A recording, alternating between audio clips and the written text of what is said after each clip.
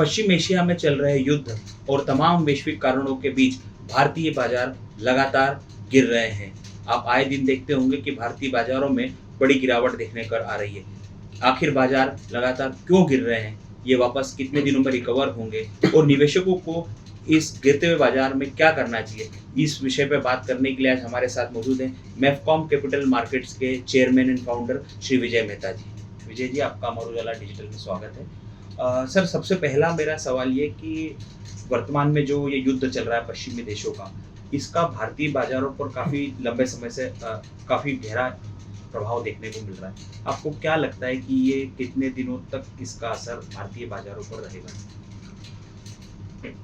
मेरे नज़र में भारतीय बाजारों पर युद्ध का असर उतना ज़्यादा नहीं है जितना तेल के प्राइसेस है, क्योंकि आप जानते हैं कि भारत कोई 90% अपना तेल इंपोर्ट करता है। तो तेल के प्राइसेस जो पहले 60 रुपये थे, आज $100 के आसपास है।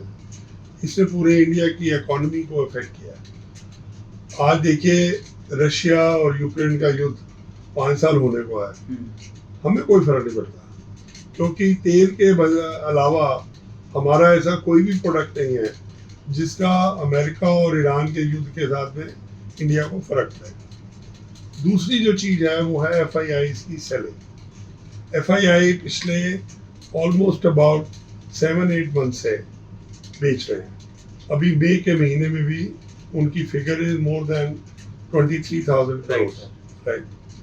तो ये जो सेलिंग आ रही है, इसको एब्जॉर्ब करने के लिए जो इंडियन इंस्टीट्यूशन है, उसमें जो म्यूचुअल फंड हैं जिनमें आम जनता SIP के हिसाब से पैसा लगाती है, वो पैसा और FII की मैचिंग, इनमें एक बड़ा फर्क आ रहा है। तो ये एक बहुत बड़ा रीज़न है। और एक और जो सबसे बड़ा रीज़न, एक और जो तीसरा रीज़न है, वो है कि मॉनसून की फ्यूचर अनाउंसमेंट। उसके अंदर ये बोला है क्लियरली कि इस बार मॉनसून खराब हो सकती है।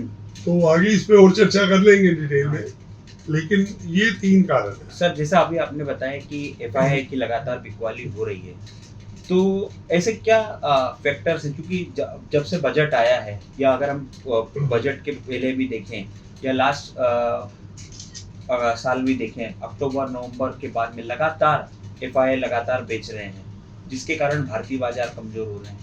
लेकिन अगर हम दूसरे बाजारों से तुलना करें, एशिया के बाजारों से या बाहर के अंतर्राष्ट्रीय बाजारों की तुलना करें, तो वहाँ के बाजार काफ़ी स्टेबल हैं। और अगर वहाँ के बाजार अच्छा प्रदर्शन करते हैं तो अगले दिन भारतीय बाजारों पर इसका एक सकारात्मक प्रभाव देखने को मिलता है। लेकिन वो प्रभाव ज़्यादा दिनों तक नहीं रहता। सिंगल डे, एक दिन उसका प्रभाव रहता है, अगले दिन भारतीय बाजारों की शुरुआत वापस नकारात्मक ही होती है। तो ये क्या FII के कारण है कि और भी कुछ फैक्टर जो है ये इस पे पूरी तरीके से प्रभावी हैं? देखिए, ये एक बड़ी चौंकाने वाली बात मैं आपको बताऊंगा कि FII जो है वो सिर्फ इंडिया में नहीं बेच रहे, वो पूरे वर्ल्ड में बेच रहे। और आज से नहीं बेच रहे, पिछले 8 महीने से बेच रहे। इंडिया में उनकी सेलिंग थोड़ी ज़्यादा है। उसके 2 मेन कारण हैं। पहला तो जो ये है कि इंडियन रुपी वीक होता चला जा रहा है। आज के टाइम के अंदर जिस रेट के ऊपर, समझ लीजिए कि वो 60 या 70 रुपए के डॉलर के रेट के ऊपर उन्होंने परचेज किया, राइट, और आज उनका जो शेयर है वो 50% अप्रिशिएट कर गया। तो 50% में 30% तो उनका करेंसी डिवैल्यूएशन में निकल गया, और जो बचा हुआ है वो इंडियन गवर्नमेंट ने जो टैक्सेशन में चेंजेस किए हैं उनमें निकल गया। जो बाकी बचा हुआ 1-2-3% है, वो उनकी ट्रांसफर कॉस्ट है, ऑफिस सेटअप, मतलब उन्होंने इंडिया में कुछ कमा नहीं रहे, राइट सर। तो आफ्टर ऑल वो इन्वेस्टर हैं, उनको भी आगे किसी न किसी ने जवाबदेही है उनकी। और जो एक और मेजर रीजन ये है कि जो अमेरिकन गवर्नमेंट है, सॉरी, जो अमेरिकन मार्केट्स हैं, they are doing very well. Whatever we may talk about the American president and their statements and everything, जो अमेरिकन मार्केट है इस समय लाइफ टाइम हाई पे है, इतनी हाई कभी हुई नहीं। और दूसरा क्या है कि वहाँ की बॉन्ड मार्केट्स में इनकी यील्ड बढ़ गई है। तो आज अगर ये इंडिया से 2-4-5% कमा रहे हैं, नेट में, वहां पे उनको इनसे बेटर मिल रहा है। तो ये मेजर है सर। जैसा अभी आपने बताया कि एफआईआई के पीछे एक टैक्स वाला कारण भी है, तो हाल ही में वित्त मंत्री मुंबई के दौरे पर थी और उन्होंने ये बात कही भी थी एक कार्यक्रम के बाद में, जब मीडिया ने उनसे बातचीत करी कि बाजार के परिप्रेक्ष्य में जो कुछ लोग मुझसे मिलना चाहते हैं, मैं उनसे बात करने के लिए तैयार हूँ, या उनके सुझाव अगर मुझे देना चाहते हैं तो मैं उनसे सुझाव लेने के लिए तैयार हूँ, मैं बात करना चाहती हूँ, अपनी समस्या बताएं। तो आपको लगता है कि एक मेजर फैक्टर जो है वो एफआईआई को संभालने के लिए कोई सरकार को कोई नीतिगत फैसला लेना चाहिए? देखिए, या कोई टैक्स में कोई छूट दे जिससे भारतीय बाजार जो है वो एक सकारात्मकता की तरफ बढ़ सके, क्योंकि prime minister even finance minister दोनों ये कह चुके हैं कि भारत बहुत जल्दी 5 ट्रिलियन इकोनॉमी की तरफ बढ़ रहा है और हम तेजी से बढ़ती एक अर्थव्यवस्था है। अगर हम भारतीय बाजारों की बात करें एशिया में, तो हमारा प्रदर्शन सबसे तुलनात्मक दूसरों की तुलना में अच्छा होता है, लेकिन लगातार कुछ दिनों से हमारा बाजार का प्रदर्शन खराब हो रहा है। देखिए, इस बारे में दो बातें हैं। पहली बात तो यह है कि स्टॉक मार्केट में इतनी देरी नहीं चलती। फाइनेंस मिनिस्टर अनाउंस कर देंगी, जिसने मेरे से बात करनी है कर ले। Finance minister and finance ministry, इनको मेमोरेंडम भेजे जा रहे हैं पिछले 6 महीने से, और 6 महीने से इन्होंने अभी तक तो कोई ऐसी टैक्सेशन में चेंज लाए नहीं। और एफआईआई भी एक टाइम फ्रेम में काम करती हैं, वो भी कोई ओवरनाइट डिसीजन नहीं लेती। उनके हेड ऑफिस में डिसीजन होता है कि अब गवर्नमेंट ने ये लिया हुआ, अगर गवर्नमेंट इस डेट तक नहीं आती तो आप बेचना बढ़ा दीजिए। तो एक तो इतना टाइम गैप नहीं चलेगा। हमारी मार्केट आपने देखा है रोज कैसे रिएक्ट करती है। ये मार्केट बड़ी फास्ट चलती है, आप जितना लेट करेंगे उतना आपको नुकसान होगा। जिस समय आप टैक्स का प्रोविजन लाए थे, उसके बाद जो मार्केट कैप है इंडियन मार्केट की, वो मेरा ख्याल है 2, 4 या 5 लाख करोड़ से कम हो गई है, और आपको जो रेवेन्यू मिल रहा है वो भी कम हो गया। तो फायदा क्या हुआ?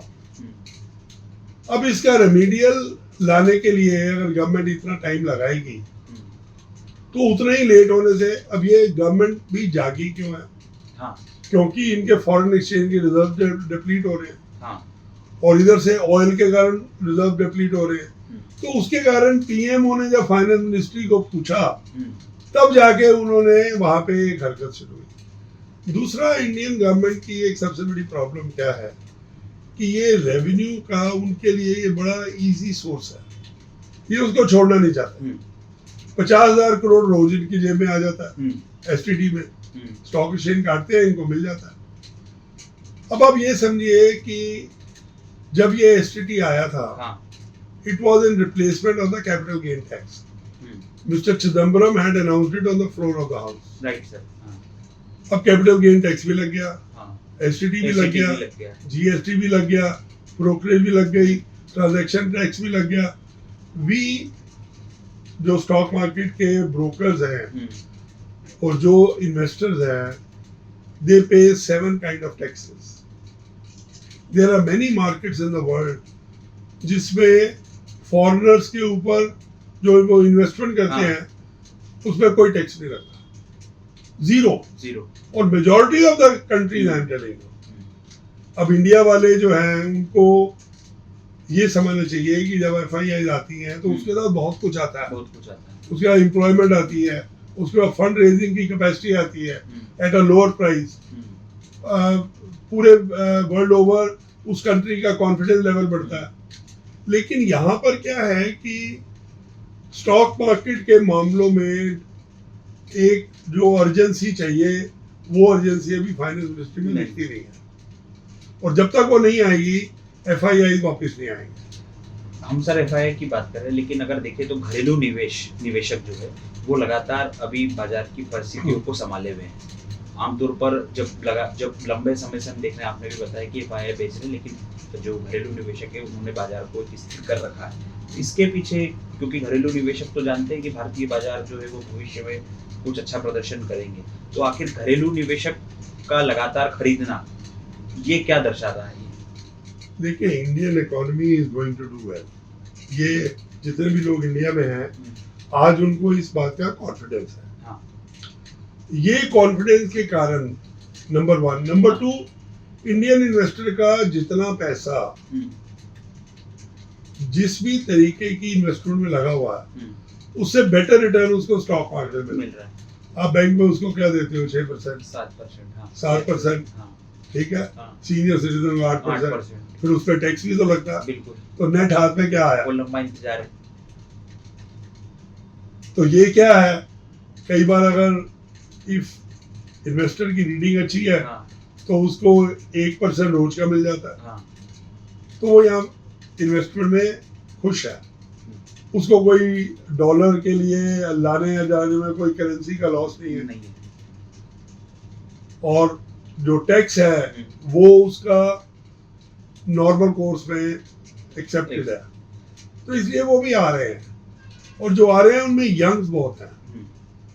लेकिन एक सिनेरियो इंडियन गवर्नमेंट को सोचना पड़ेगा कि जिस दिन ये लोग बेचने आएंगे उस दिन कौन लेगा? हाँ, उस दिन बाजार की स्थिति उस दिन बाजार की स्थिति क्या होगी? तो हमें हमेशा कोशिश करनी चाहिए, और हर कंट्री ये कोशिश करती है। आज अगर मिस्टर ट्रम्प इन्वेस्टर्स के पास ना इलेक्शन में वापस जाएंगे तो उनका एक मेजर स्ट्रॉन्ग पॉइंट है कि मेरे कारण इन्वेस्टर्स की वेल्थ इतनी बढ़ गई स्टॉक मार्केट, अमेरिका की इकोनॉमी मजबूत है। तो ये जो एक पब्लिक परसेप्शन है ये हमने नहीं बनाई, ये पूरे वर्ल्ड में है। तो इंडिया को भी उस बातों का ध्यान है। सर, अभी जैसे आपने बताया एक कि यंगस्टर काफी मार्केट में आ रहे हैं, लेकिन पिछले कुछ दिनों का जो जब डाटा हमने देखा या आपके सामने भी आता होगा, तो कई देखा कि बड़ी संख्या में डीमेट अकाउंट या ट्रेडिंग अकाउंट बंद हो रहे हैं। तो ये आपको नहीं लगता कि जो रिटर्न्स जब लोगों को नहीं मिल रहा है, जिस तरीके से वो बाजार में अपना काम करना चाह रहे हैं, उनको रिटर्न्स नहीं मिलता, तो ये उसी का एक परिणाम है कि लोग बड़ी संख्या में बाजार को छोड़ के जा रहे हैं, या उन्होंने अपने अकाउंट डीएक्टिवेट कर दिए, या कुछ ले नहीं रहे या खरीद नहीं रहे? बात यह है कि सबसे ज्यादा इन्वेस्टर 21 के बाद जुड़े थे। अब उन्होंने कभी मंदी देखी नहीं, पहली बार मंदी देखते ही उनका हाल बुरा हो गया। ये तो मार्केट है, यहाँ तेजी आएगी तो मंदी भी आएगी। जब आप एक दो बार मंदियां देख लेते हैं तब आपको समझ आ जाती है कि market will respect you only when you understand the market. रोज तो रेट नहीं बढ़ेंगे, नीचे भी आएंगे, तो जब नीचे आएंगे तब उन्हें रुकना पड़ेगा। तो जो कमजोर थे, जिनको ज्यादा मार्केट की पता नहीं था, उन्होंने अकाउंट बंद कर लिए। फिर ये भी है कि जैसे मेरी फैमिली में 5 आदमी है तो मैंने 5 अकाउंट खोले थे। अब मैंने देखा भैया उन 4 अकाउंट को तो बंद करो, जो है मेरे अकाउंट में ही होगा। फिर टैक्स किया है, तो I think it is a mix factor. और इतने अकाउंट बंद हुए भी नहीं जितने के कारण कोई ऐसी वरी होनी चाहिए। अभी भी इंडिया में इन्वेस्टर्स बहुत हैं। सर, चूंकि अभी आम निवेशकों की बात हो रही है, तो इसी से जोड़कर मैं एक प्रश्न और पूछूंगा कि आम निवेशकों को आप अगर 5 सलाह देना चाहेंगे ऐसे इस दौर के बाजार में, तो क्या उन्हें करना चाहिए? देखिए, पहली सलाह तो ये है कि रूमर्स के ऊपर इन्वेस्टमेंट ना करें।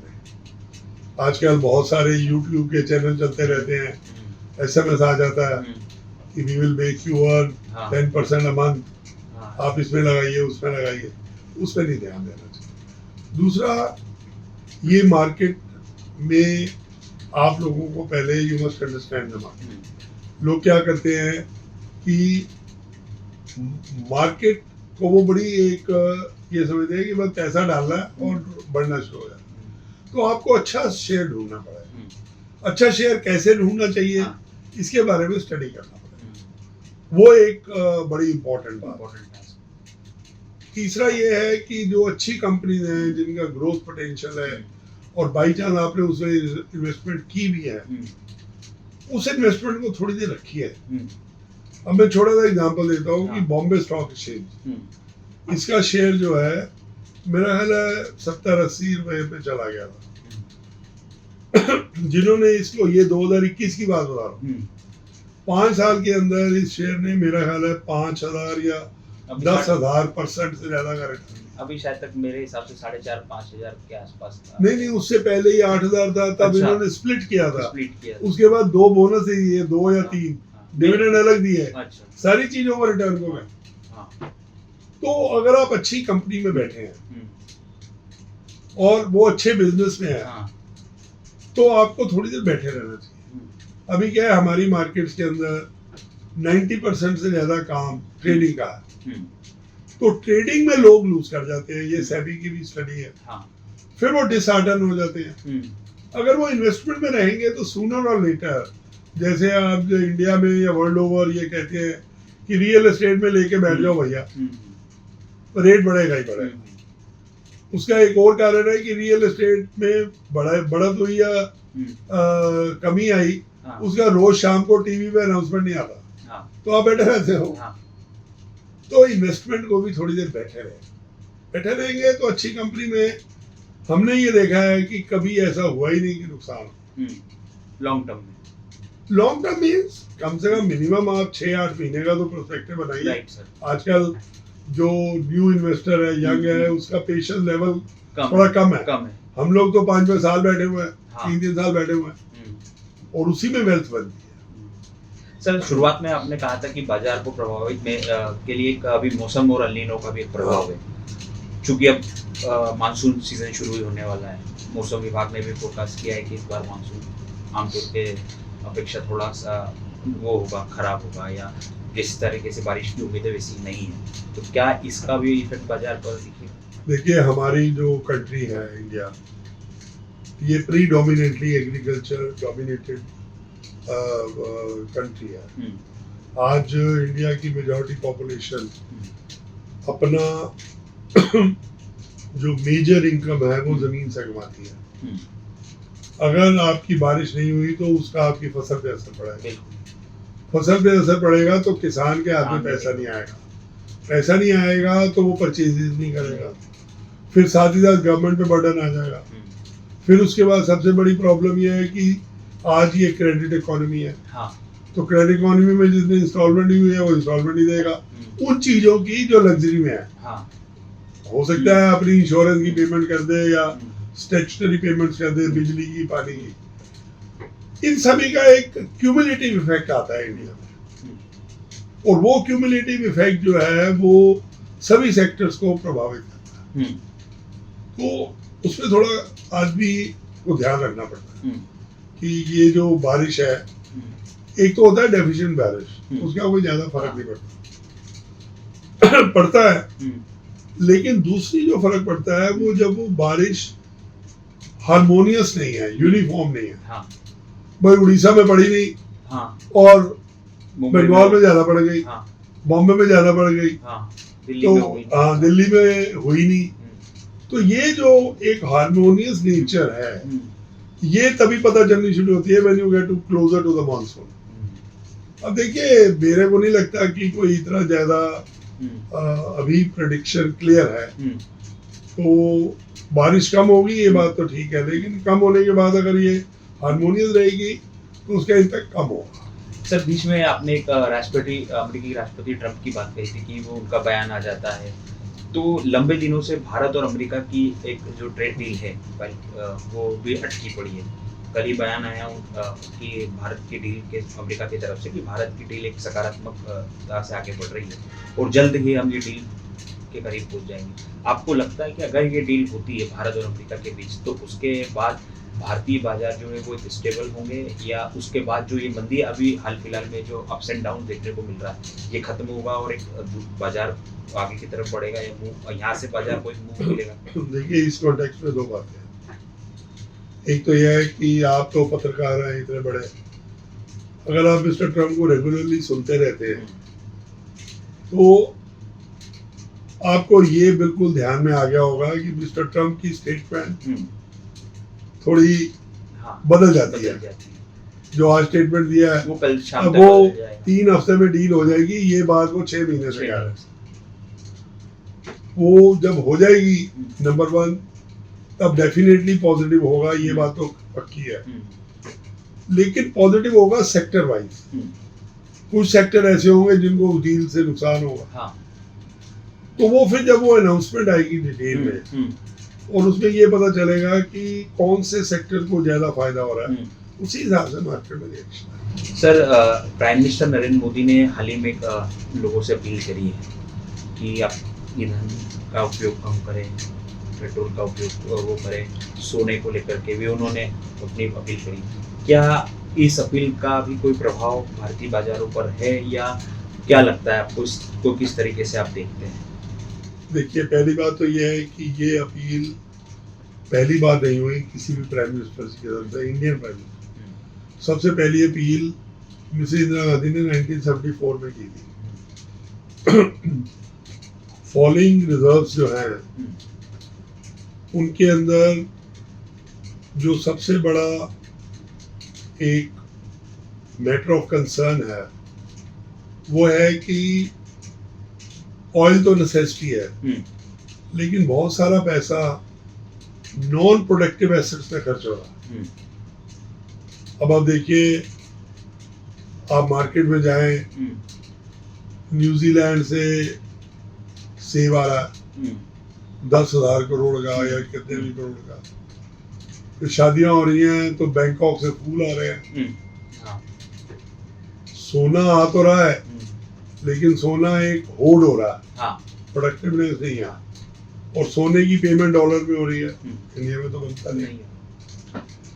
ये सारे फैक्टर्स एक ग्रोइंग इकोनॉमी में बहुत ज़्यादा कंट्रीब्यूट करते हैं। आज अगर हम एक अनप्रोडक्टिव एसेट्स में पैसा लगाते चले जाएंगे, भाई आज आपने हर चीज़, कई इंडियन मेंटेलिटी में है कि imported goods are always better.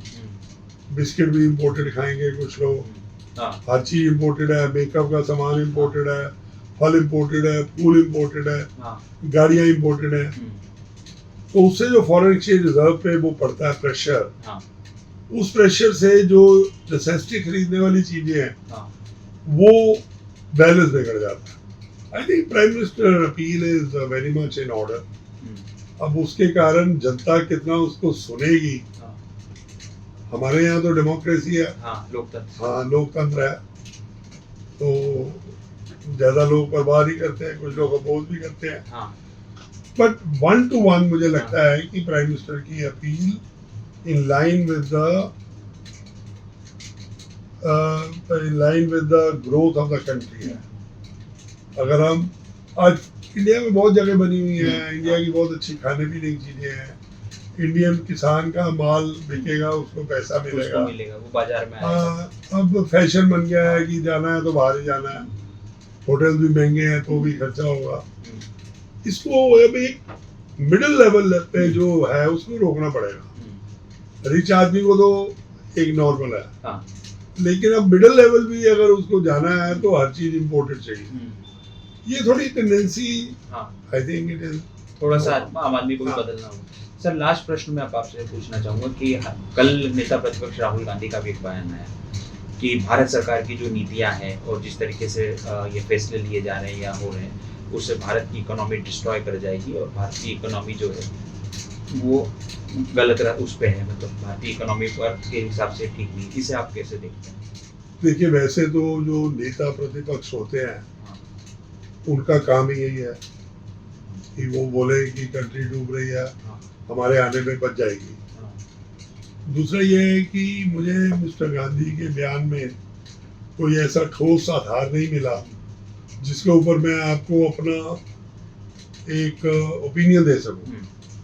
भाई आपने बोला कंट्री खराब हो जाएगी, मान लिया, चलो आपने ठीक कहा, ये भी मान, कैसे खराब होगी, कौन सा सेक्टर खराब होगा, उसके कारण कौन से होंगे, अगर वो उसको थोड़ा डिटेल में बताए तो it will be a very big service. Because एक पुरानी कहावत है इंडिया में कि निंदक नियरे राखियो, जो आपको क्रिटिसाइज करे वो उसको दोस्त अपने पास बिठा के रखो।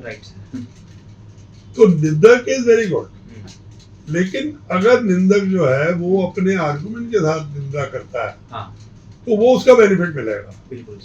मुझे लगता है कि mister Gandhi should come out with more detailed paper कि इकोनॉमी के किस हिस्से में गवर्नमेंट क्या गलती कर रही है, कौन सी पॉलिसीज गलत है। एक जनरल स्टेटमेंट एक लगता है कि सिर्फ इफेक्ट के लिए दी गई है या खानापूर्ति के लिए। Thank you sir, Amar Ujala से बात करने के लिए आपका बहुत बहुत धन्यवाद। अमर उजाला के दर्शकों को भी बहुत बहुत धन्यवाद और बहुत बहुत प्रणाम। Thank you. अगर आप ये वीडियो YouTube पर देख रहे हैं तो हमारे चैनल को सब्सक्राइब कर बेल आइकन दबाएं और Facebook पर देख रहे हैं तो हमारे पेज को लाइक करें।